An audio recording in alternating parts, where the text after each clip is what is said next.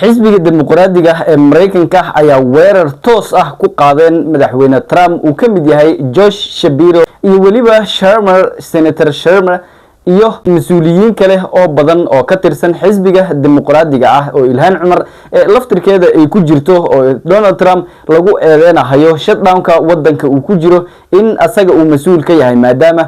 beegsi uu ku sameeynayo qolooyinkan soo galootiga ah loo diidan yahay in ay fursadahan ka faa'iideystaan ayaga oo waliba percentage yar oo aan dadka looga xanibi karin programkan Snap sida ognahay 42 milyan oo Amerikaan ah ayaa quuto programkan loo yaqaano Snap oo horeyna loo dhihi jiray Food Stamp programkan Supplementary Nutrition Assistance Program ayaa arintiisa cirka isku shareertay maalmahan sida ognahay Mareykanka maanta waxa uu galahayaa maalinkii 38aad ayuu sii galahayaa oo shutdownka Mareykanka uu ku jiro ayada oo waliba senataradii la rabay in wadankan markii uu khalkhal galo wadan kastana ay sidaas tahay oo caalamka ah markii uu khalkhal noocaan ah oo kale ama dawladda in ay xirmato oo waxyaabo noocaan laga doodo ay noqoto sheegay imaanayeen oo ay soo faragelinayeen ayaa banaankaas ka taagan waxyaabaha dimuqraadiga senataradooda ay ku doodahayaan waxa kamid ah ajendaha ugu weyn oo ah health care-kii Obamacare in hal sano lagu sii daro oo intaas fankii la bixiyo laakiin madaxweyne Trump ayaa soo qoray qoraal bartiisa Truth Social qoraalkana arkaysan uu ku leeyahay qolooyinkan dimuqraadiga ah waxa ay wadaan wax loo dulqaadan kara ma aha ajeensiyada ay sheegayaan leeyahay health care weeye oo dadka ay caawiyaan waxba kama jiraan taasi waxa dhaanto bedelkeedii in lacagaha dadka ayaga ka faa'iideysan lahaa faraq loogu shubo oo ayaga individual ahaan loogu diro oo aan loo sii marin waaxyahan ay ku doodahayaan in loo mariyo qolooyinkii dimuqraadiga ahaa arintan ayaa sidoo kale waxay ka xanaajisay Governor Josh Shapiro ayay ka xanaajisay oo wuxuu taagan yahay dadkayga macnaha way baahan yihiin sida ognahay dadka programkan ka faa'iidi jiray ayaa u badan dad white American ah ama indigenous ah oo ayaga uu u daneen jiray maadaama sida ognahay population badan oo dad old ah dad pension ah ama dawladda ishay ka rawaxay iyo shaqooyinkoodii ana macnaha ama retire dadka loo yaqaano ah iyo waliba dad danyar ah oo wadankan aan shaqooyinka adag iyo shaqooyinka qaar aan qaban karin sidoo kale dadka disability-ga qabo iyo dadyo fara badan oo noocyadaas ah people who depend on the Supplemental Nutrition Assistance Program, or SNAP, to feed their families. But there is no end in sight for the shutdown that is setting records with each passing day. Ed O'Keefe is at the White House. With the shutdown scrambling air traffic, prompting long lines at food banks and forcing people to work without pay, tempers are flaring. I am tired of political games. I really am. When I see hungry people in my state who are hungry because of J.D. Vance's bull politics,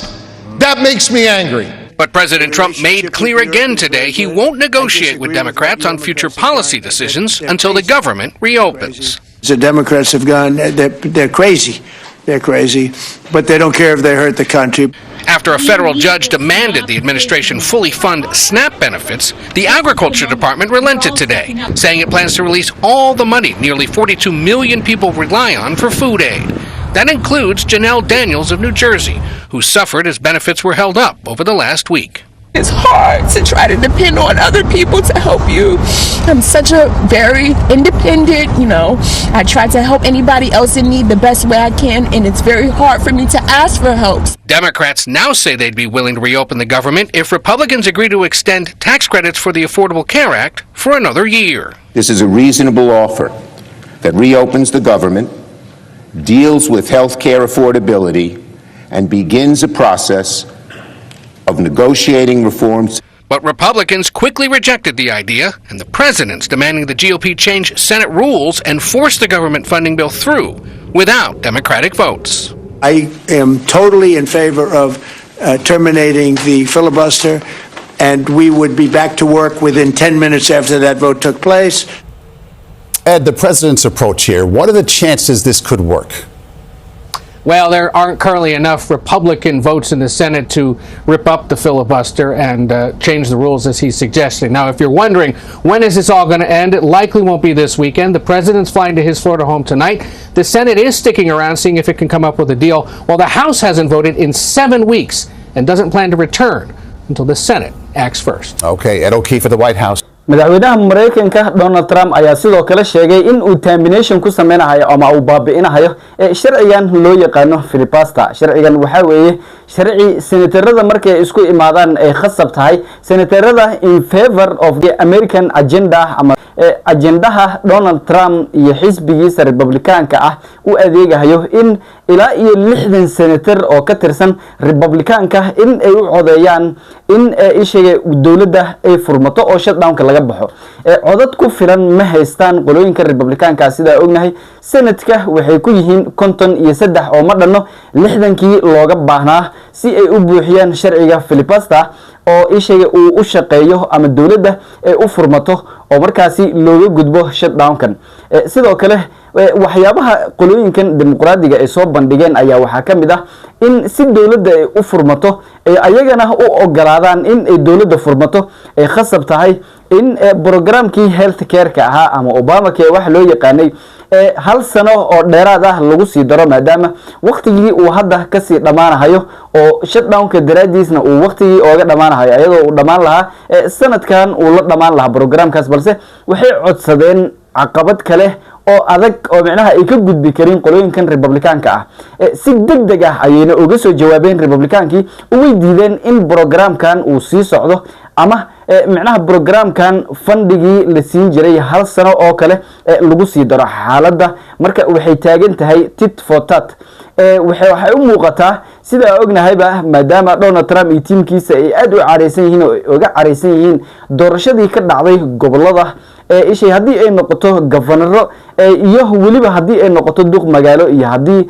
ay noqoto mayor ama hadii ay noqoto sidoo kale city council-ka magaalooyinka waaweyn ee Mareykanka ayaa sidoo kale iyo waliba gobolada ay kamid yihiin Virginia, Minnesota iyo New York ay aad macnaha ay sheegay looga guuleystay oo bartaasi qalbi jab ay ka soo qaadeen iyo niyad jab ama siyaasadii Mareykanka in looga adkaanayo oo loo buush gareenayo waliba in kursiga ay ka wada degaan sida muuqato weeye sida ognahayna midtermkii ayaa hadda soo dhow oo doorashadii Mareykanka congressionalka ayaa soo dhow oo waxba kama dhinna sanadkan hadii uu bilowdo by March ama April meeshii lagu gaaro way bilaabanaysaa doorashada waxaana muuqata in congress-kana looga adkaan doono maadaama magaalooyinka waaweyn iyo goboladii governoradii looga wada adkaaday oo ay ku tashanayeen oo ayaga meelo xilal ay uga sii hayeen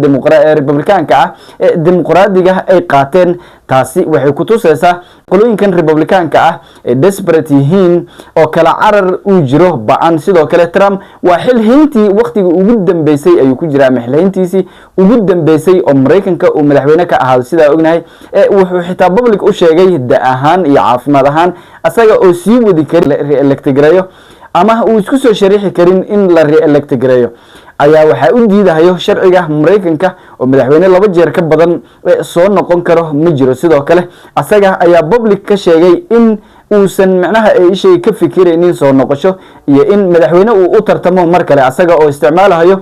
tigidhka Republicaanka ah taas la booskeedina uu caleemo saarayo JD Vance oo hadda ah ku xigeenkiisa hadii macnaha arintan ay ku saameysay oo shutdownka programkan horta dhaqaale burbur fara badan ayaa jiro jeeb xanuun ayaa jiro Soomaalidii way rafaadsan tahay Ilhaan Cumar waa arkaysan Twitterada ay soo qoraysay maalmahan iyo waxa ay ka sheekeynayso dabcan qof walba gobolkiisa ha u doodo ayaa ka dhacday qolooyinkii dimuqraadiga ahaa laakiin Republicaankii ayaa wali is adkeenayo ilaa iyo haddana lama xaqiijinin xilliga shutdownkan laga bixi doono oo dawladda ay dib u furmi doonto sida ay ku saameysay hadii aad Minnesota joogto ama Minneapolis waxyaabahan iyo programkan sida ognahayba way saameeyeen dadyo fara badan oo Soomaali ku jirto oo programkan aad u quudan jiray ayaa jiro oo ilaa iyo hadda ayna waxba soo gaarin sida ay ku saameysay sidoo kale waa nala wadaagi kartaa hadii uu muuqaal ku soo gaaro like noo saar YouTube-ka ku cusub tahay familka ku soo biir oo subscribe noo saar وانا mahadsantiin